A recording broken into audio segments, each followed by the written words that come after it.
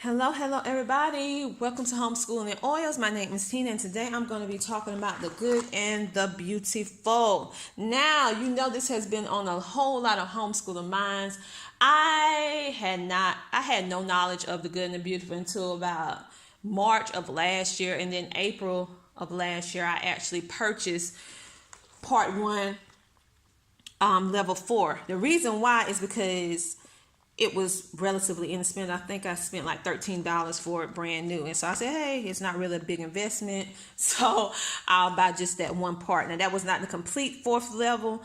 It was just a portion of it because a lot of homeschoolers were asking me what my thoughts were about it. And I'm a person like this. I'm not going to give you an answer on something or give my opinion on something I know I have not tried it.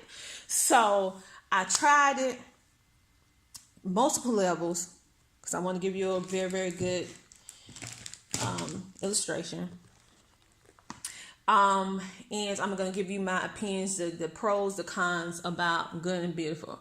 First, I am going to talk about the cons, because let's just go ahead and get all that out the way, what I did not like about the good and the beautiful, and then I'm going to end on a positive note on what I do like about it. The first thing that I do not like about the good and the beautiful is that it is not culturally diverse, meaning that representation of one race is more than the other. I'm a person, I like to learn about all. I want it blended, because I feel like the more you know, it just makes you more just aware, just a person that's more aware. So if you're a person that is looking for something that is more central to the melting pot in which we live in, of diversity and multiple different cultures and all that good stuff, then I don't think overall good and the beautiful will not be a good fit for you. Number 2, good and the beautiful. If you have a child that is not really into period stories, meaning old fashioned in the sense of like more like a Little House on the Prairie theme, back into that period of time, clothing, the philosophies, the way that I'm all for good morals and character and all of that. So I do like Little House on the Prairie. However, if you have a boy, this is the problem that I ran into with my son. Although I particularly love the content because they really good on structure with grammar and language arts and all that stuff like that, and I like it for that and the spelling words, right? But for my son, the stories was not for him. They were boring. They did not really appeal to him because he didn't see himself in the story, or even any type of, it was a disconnect. It was a disconnect with the stories for some of them with him. Now, some of the poetry and stuff like that he really liked, but as of the stories and stuff like that, he didn't really care for it. Now, my daughter, on the other hand, she likes a whole lot of the stories.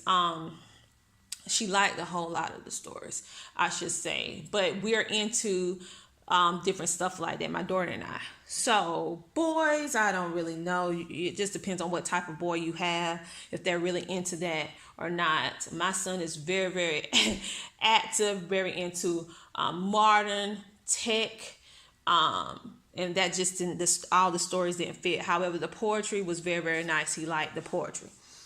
All right, another con, what I did not like. I don't like diagramming. Yes, I admit it. I do not like diagramming.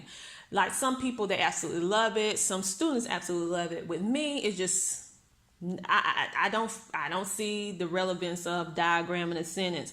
I have never seen with any job, whether blue collar or white collar job, where I had to go in and diagram a sentence in order to get that job or land that job. Now, with that being said, I do not fault anybody or feel any type of way. If you love diagramming, that is your thing. That's what makes homeschooling beautiful. You can like or dislike whatever you like to like or dislike. But with me, I personally do not like diagramming. My children do not like diagramming. However, I do want them to know the parts of the sentence, the verbs and nouns and adjectives. And we do that part. We do that. We just don't do it from the diagramming perspective. It's just not for us. So we just do it the old-fashioned traditional way. Put a line here, circle this, highlight there, boom, and we're done. Not with all the diagram, put this line here. That's just way too much, but it just didn't fit our homeschool. Another thing I did not like about the good and beautiful, I already mentioned lack of diversity. They do have some things in the book and pictures and stuff that do have people of different ethnicities, but it's not enough. It's not balanced. If I'm saying it's not balanced in the way that it's displayed throughout the book. It's just little sprinkles here and there. Now that wasn't a deal breaker for me because overall, I like how they breaks down the information, especially when you get to the grammar and punctuation aspect of it. I just add, I'm very, very continent. How should I say it? I am very, very active on adding things and representation of multiple cultures within our homeschool. So that really wasn't a big deal because most curriculum do not have a lot of diversity. So you have to get creative with that. Another thing that I did not like is sometimes when you start getting into the course book, you have to have the study book. You have to have the study book in order for your child to really truly understand. I was thinking like sometimes you don't have to get the readers, but in some instances when you start getting up to the higher levels of the book, you will notice that you're going to need to have the reader because the reader is going to tell a child to go read this book. If they don't have that book, then they're not going to get the overall gist of what's going on. So you do need to. Now, let's see what else I did not like about the good and the beautiful. As they get into the higher levels, they lack the part that I really like. This is what made me go to the good and beautiful because I like the way they break down the words inside the lesson. So I like the way it is with this format like this. But when you get into the older levels, you're gonna notice it's the long way, or like I say, landscape, and I would say this would be portrait. I really don't care for this format, but it's not a deal breaker.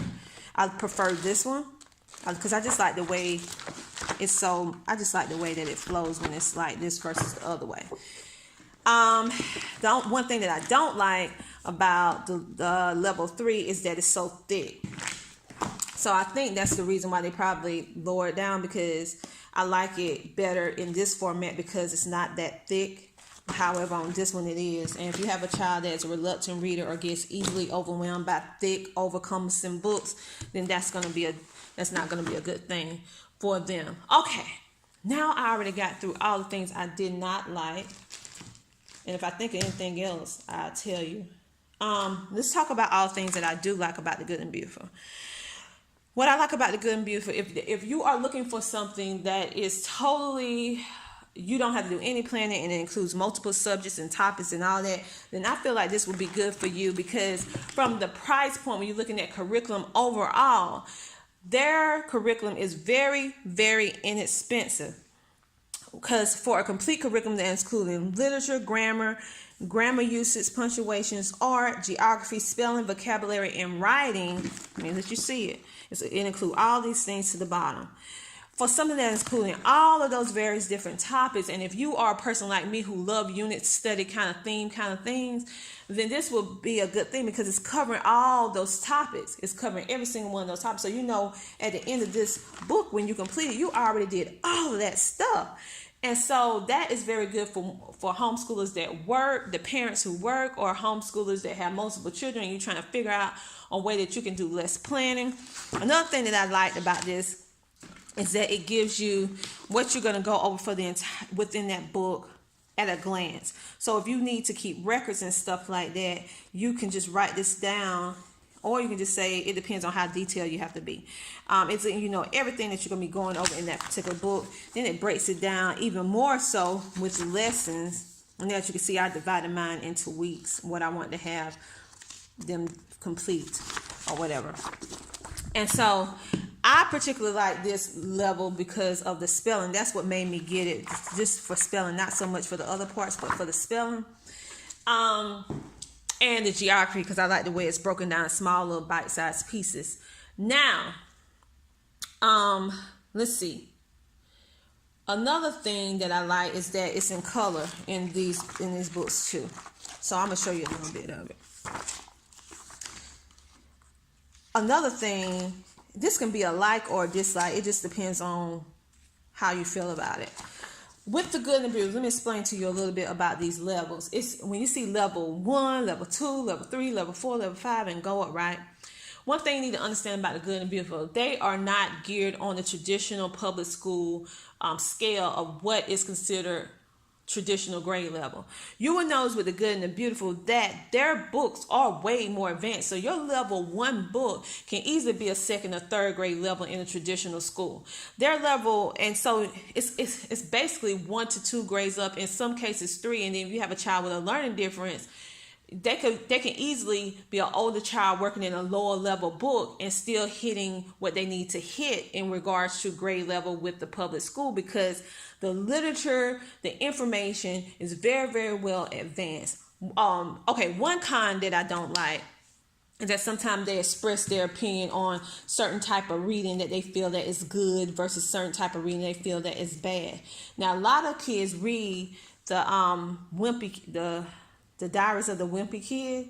They even watch the movies, have different little merch and stuff like that. And so one little section in the book actually says something to the effect that that was like worthless reading, and if you read that and blah, blah, blah, blah. So I didn't care for that, skip that, because I feel like we should not encroach on other people's personal opinion or what they want their child to read. You may not particularly care for Diary of a Wimpy Kid, but that doesn't necessarily make it wrong for a parent who does, just because you feel that it's not literary scholar or whatever like that. I don't really particularly care about when at certain instances personal opinion and personal philosophy is kind of engranced in some of the things. So that's another con that I don't like. Because I know a lot of wonderful homeschooling parents who their children read, they have the entire series of Diary of a Wimpy Kid. I think my daughter even has one of them. I don't know. Maybe it's something else. I can't remember. But anyway, I know many, many wonderful parents who have that, and it's not that their children are well-rounded, very respectful and stuff like that. So I just feel like when you start putting your personal opinion and pressing it into your curriculum on certain avenues that is supposed to be for the masses, you kind of need to taper back from that. But it's her curriculum, it's her thing, and you don't have to buy it. You can do what you want to do, but that's just my personal opinion. I wouldn't do that. And I don't think, because you got to think of the mindset of a child who gets to that particular lesson in the book, and then once it gets to that particular lesson in the book and they read that, hey, this is worthless, this is blah, blah, blah, blah, and then they read the book, and so that might get into their mind saying that they're worthless, or they don't feel, so you got to think of it from the child perspective as well. So I don't really particularly care for that. I skip that page just so that I can give you guys and skip some other things that I didn't particularly like, just so I can give you a thorough review. I know this review might not be like other people, but over here I am honest, I'm transparent, and I'm very candid. I'm not trying to bash the good and the beautiful, because overall I think they're a pretty stellar curriculum with what it does, but certain personal opinions should just be left as your personal opinion and not put in the curriculum, because if you're making a book that's geared for everybody, you realize that everybody has a different opinion on certain stuff, and you shouldn't, that's just my personal opinion. I'm not going to go on a tangent on that. That's just my personal opinion. Okay, now, what I do like about the good and beautiful, now I don't really care for this kind of artwork. I do not like this type of artwork. No. But certain artwork in the book I do like. So this I don't mind. Some of this other stuff I don't mind, but certain artwork I don't care for. So that's why I add in certain stuff. Okay, by the way, that was level 7. Let me just show you level 7. This is going to be a long video. I'm sorry about that. So it goes through different artwork. Now I don't care about that. We haven't used this one yet.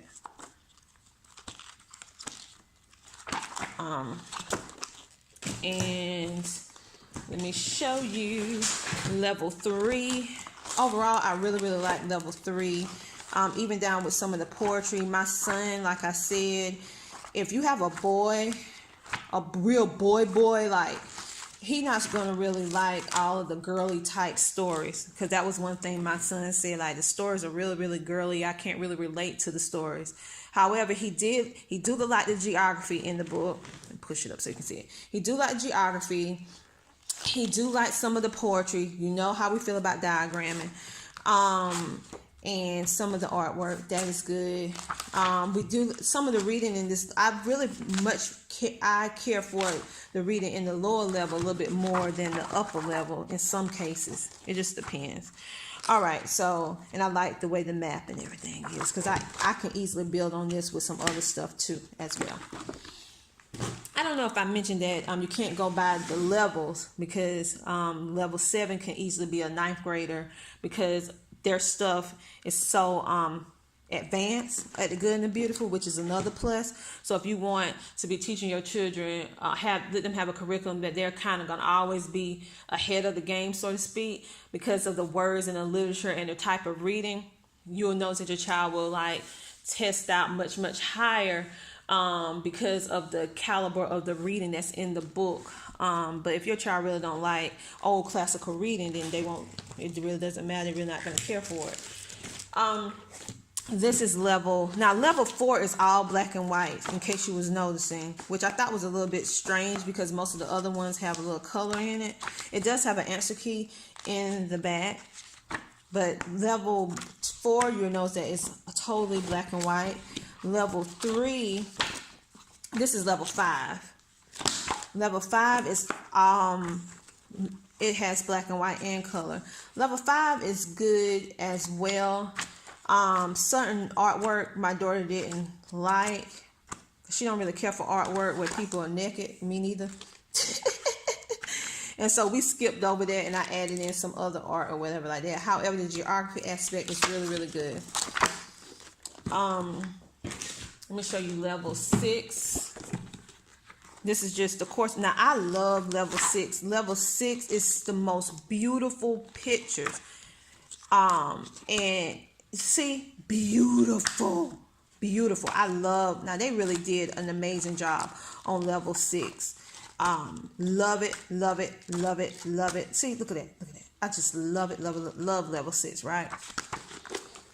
And this is how level 6, the complete level 6 look, in case you want to know. You have a daily checklist the child can check off, and they have different instructions. They can just tear the sheet off and all that stuff like that. And they have the answer key and all that. Love level 6. Now, my child has not read this book. I'm not going to say she has, because she hasn't. I actually gave her something else to read, and we just skipped the part that deals with this because it comes with the reader and this. Level 6, we just love the pictures, you guys. The pictures are beautiful. That alone is the reason why I particularly care for level 6. Level 6 is really nice. Okay, this is level 5, I think. No, 4 book. And we do have level 2 as well. So I want to just give you an insight, give you an honest review of this Good and Beautiful from my perspective. Like I said before, this was not about to bash Good and Beautiful, because to be honest, I really feel like overall they have a really good curriculum. I just feel like every curriculum hit and miss on something. It's no perfect curriculum, no matter how much we try to look. Only way you can find something perfect if you create it yourself. And when you're outsourcing, looking to someone else for to use their services or their curriculum, it's not going to always fit everything. But it's up to you as a homeschooler to decide whether or not you are willing to accept it and adapt to it, or whether you just don't want to do it, don't want to have any parts of it. And so based on this, I want to give you guys a very thorough from my perspective of the Good and Beautiful, because I have seen other videos out there, and this is just my twist on it for you guys, the good and the bad. They say the good and the beautiful. I say the good and the bad, or the good and the beautiful. But like I said, overall, I think it's a very good curriculum if you are looking for something that you can totally be hands off on. And but I will tell you right now, I will never be total hands off on anything dealing with the good and beautiful, because I personally have to read what's going on, because I don't necessarily know that I agree with every single thing that may be in the book. So so that's why I personally make sure I know what's in the book. And as they go, some stuff I read ahead of time, and some stuff as they go through the lesson. And even my daughter or my son be like, "Hey, wait a minute, hold up, what's this?" And I say, "Okay, skip that. If anything, just skip it, because I'm just trying to give a good, thorough review." And like I said before, I'm not going to tell any untruths. I'm just going to be honest, what I like, what I didn't like. Now, price point, it is one of the relatively most inexpensive box curriculums out there that includes so much. Level 6, in my opinion, I like that the best out of any good and the beautiful there is. I like the lower levels because of the way that they break down spelling words and stuff like that. But level 6 is my favorite in regards to the pictures. Level 7 is all right. Level 7 is all right. It's a whole lot better than the other ones, but I don't care for all of this type of art, some of this art. So the one that I absolutely love the most is level 6. The artwork overall, they have way more. The presentation just way better with the artwork, and you can see it for yourself. I don't even have to convince you. You can see that this is way better than all the other ones I just showed you. Come to your own conclusion. Let me show you. You can come to your own conclusion. So yeah. So it has its good points. It has the ones that's not so good, and that's with everything in life. Let's see, what else? I think that's about it, you guys. I just wanted to show you. Oh, and these are how the readers look. They're mostly all black and white. Another thing, the books are usually in very good sturdy condition. So if you plan on using this for more than one child, I feel like even if the child's a little bit rough, it could last for the other child, because it's very sturdy in the way they did build it really strong. But that is basically it. If you like this video, please click a like. If you didn't, okay, that's okay. I just did this being honest. Sometimes honesty hurts, but I don't want to hurt anyone's feelings or anything like that. I'm just being honest, my personal opinion. If you want to comment, say hello, and don't forget to hit that subscribe button. But that is my personal take on the good and the beautiful. I still will be using bits and pieces of it. Maybe. I don't know. Just wrapping up this school year, but I just really want to give a thorough, from my perspective of this good and beautiful, because so many people been asking me about it. And I'm like, I'm going to wait on this a while. As you can see, it's been a year. And it took me all the way to a year, because I really don't like tapping into controversial curriculum and stuff like that. But I feel like some individuals out there are not being totally honest in regards to this good and the beautiful thing. So somebody got to come up to the forefront and say, listen. Now, this is good for level 4, the writing, art, and geography. I forgot to show you this. Now, I do like this. This is very good. My daughter thoroughly enjoys this, and I know that my son would like this too. Level 4. This is level 4. This is very good. This is very good. Love this on level 4. So I just want to tell you, just in case, because I have some homeschoolers that are looking right now for curriculum next year, and I want you to get your eyes on the inside of it a little bit so that you can see it, and so that you can make an educated decision on what you think, because I want you to see it for yourself. Just don't have to believe what I say, but this is my opinion. And you guys, I will talk to you later. Sorry for the long video, but hey, I did not want to do an individual video for every single thing. I'm like, okay, I'm just going to do the whole thing. And then you can make your decision or not. And right now, they currently do have the high school level, and they're coming out with other ones as well.